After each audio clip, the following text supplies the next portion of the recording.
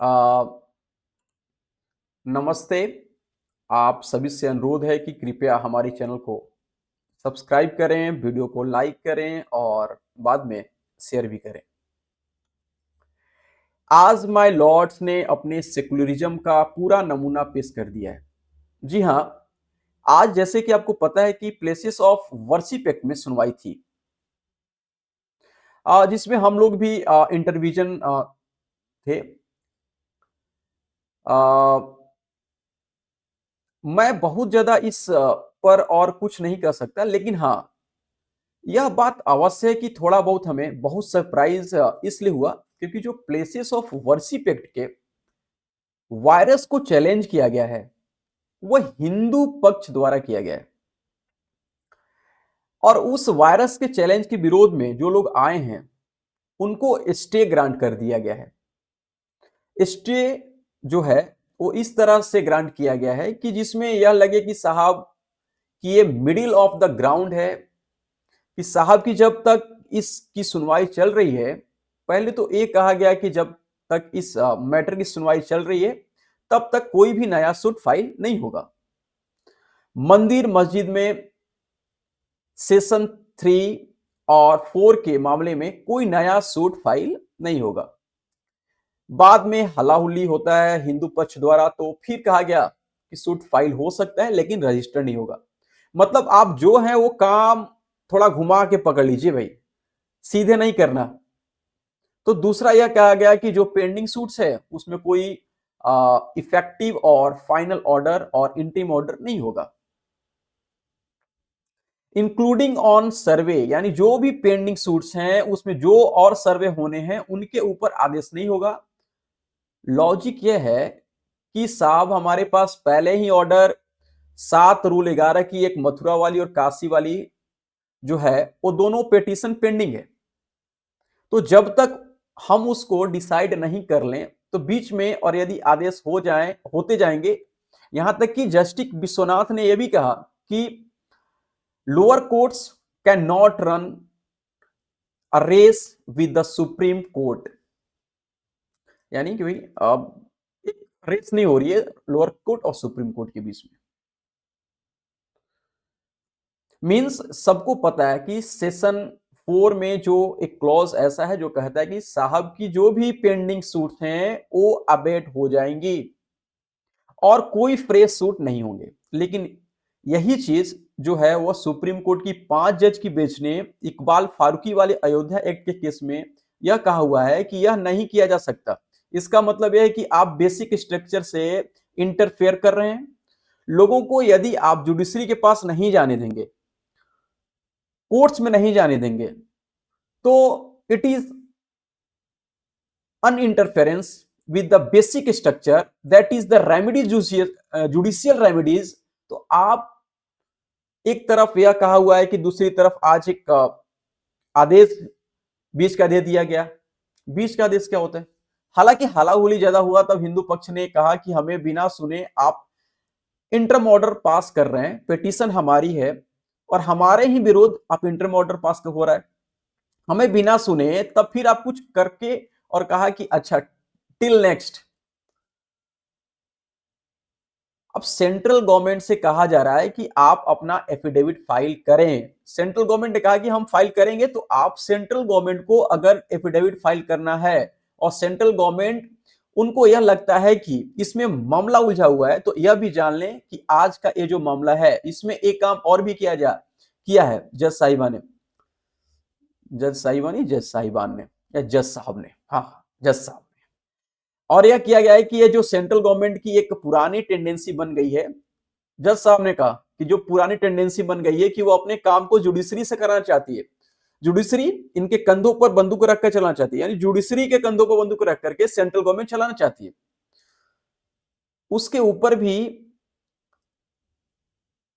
उनके ऊपर भी उन्होंने बॉल जो है वो सेंट्रल के पाले में डाल दिया कि भाई आप बताइए कॉन्स्टिट्यूशनल है या नहीं है, ये जो आप कर रहे हो कॉन्स्टिट्यूशनल है कि नहीं है।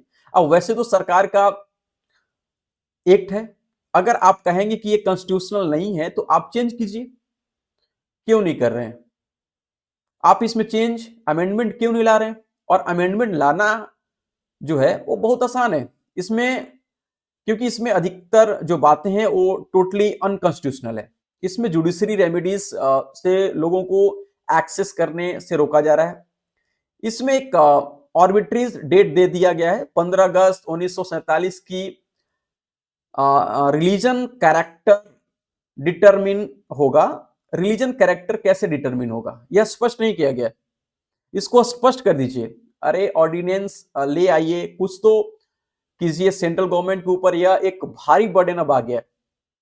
ये जो सेंट्रल गवर्नमेंट जगह जगह बस्ती घूमती है कि हाँ भाई कोई इस तरह का हमें नहीं आदेश लाना चाहिए जिसमें कि हमारे भाईजान लोग रुष्ट हो जाएं या हमारी सेकुलर लॉबी जो है वह रुष्ट हो जाए, अब यह नहीं चलेगा। जिन्होंने आपको वोट दिया है, जिन्होंने आपको यहां बैठाया है, आपको उनके लिए करना पड़ेगा। इसलिए हम लोगों ने इस एक्ट को चैलेंज किया है।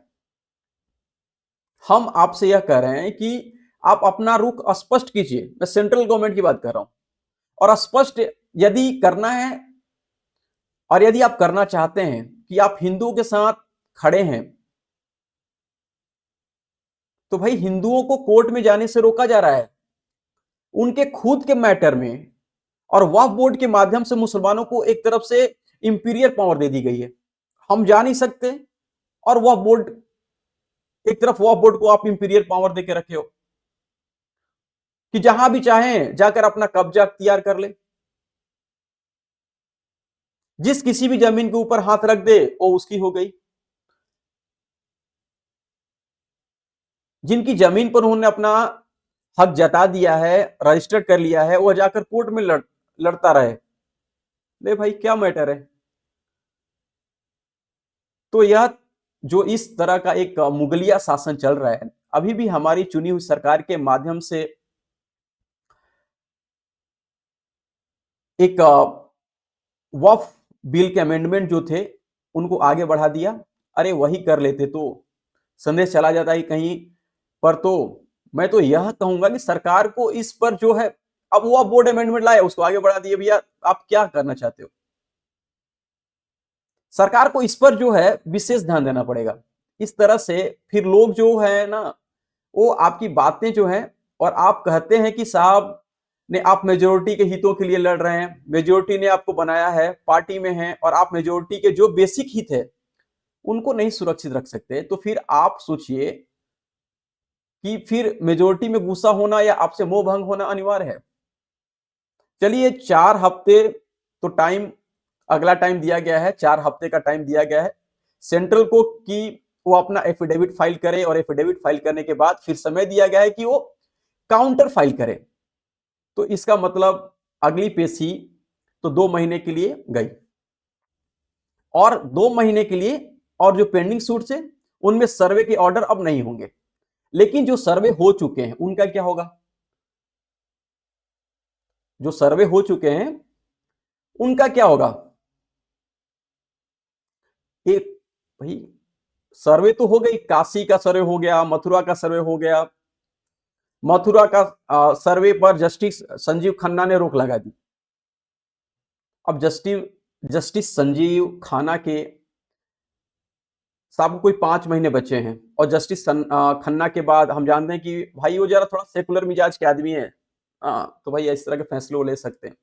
अगले जो जस्टिस गवैया आने वाले हैं वो भी 6 महीने क्लियर रहेंगे, लेकिन उनकी जो नजरिया है वो कम से कम इनसे तो बेटर ही लगता है।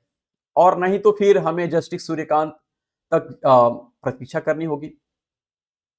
अजीब सी बात यह है कि प्लेसेस ऑफ वर्शिप एक्ट को तो इन्होंने बोर्ड पर ले लिया, लेकिन जब वक्फ बोर्ड को चैलेंज करने गए थे तो उनके बाद फिर वक्फ बोर्ड के विरुद्ध कोई 100 पिटीशन दायर हो गई है। वक्फ बोर्ड एक जो है वो कितना बाइस्ड है, यहां पर आपको जो बेसिक सिद्धांत है न्याय का भी भाई, हियरिंग का कि बिना सुने आप किसी के विरुद्ध कोई फैसला नहीं कर सकते, वो बेसिक सिद्धांत भी इनमें वाइस्ड है। उस तक तो सुप्रीम कोर्ट ने पहले तो ले लिया, नहीं कहा सुप्रीम कोर्ट जाओ। सुप्रीम कोर्ट ने कहा कि भैया और लोअर कोर्ट जाओ, हाई कोर्ट जाओ, वहां पे भी 100 पिटीशन इकट्ठा हो गई।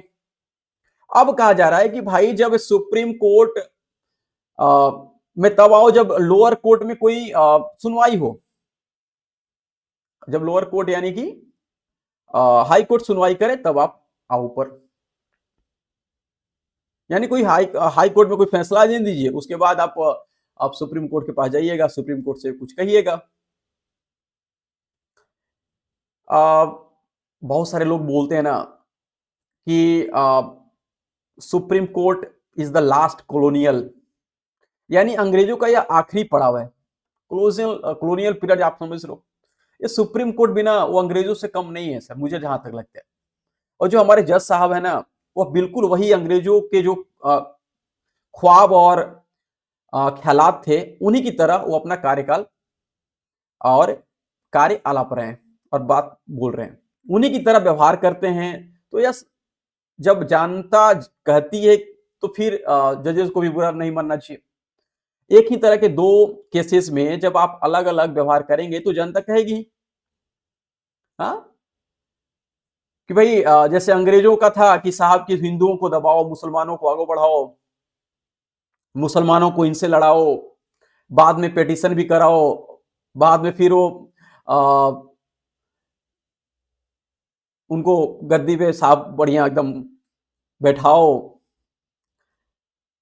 तो बिल्कुल इंश्योर करें कि हाँ साहब किसी भी तरह से हिंदू को कोई भी उनका जो हक जो मारा गया है, वह पहले मुसलमान उपनिवेश को हाथों पीछे, उसके बाद अंग्रेजों उपनिवेशों के हाथ पीछे।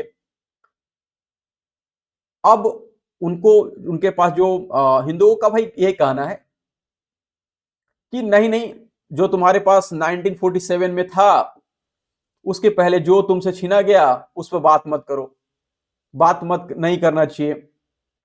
और आज का जो फैसला है ना, वह निश्चित रूप से हिंदुओं के लिए एक सेटबैक है। और यह अवश्य समझ लें कि हिंदू की जब तक वो हिंदू एकत्रित नहीं होकर सरकार पर दबाव नहीं डालेंगे तब तक कोई भी आपको प्रतिफल नहीं मिलने वाला है। चाहे कितनी बार आप इनको जिता दें, दबाव तो डालना ही पड़ेगा। अगर आप ऐसा नहीं करते हैं तो आपको कोई भी, मुझे नहीं लगता कि कुछ भी आपको बेनिफिट होने वाली है। जय हिंद, जय भारत।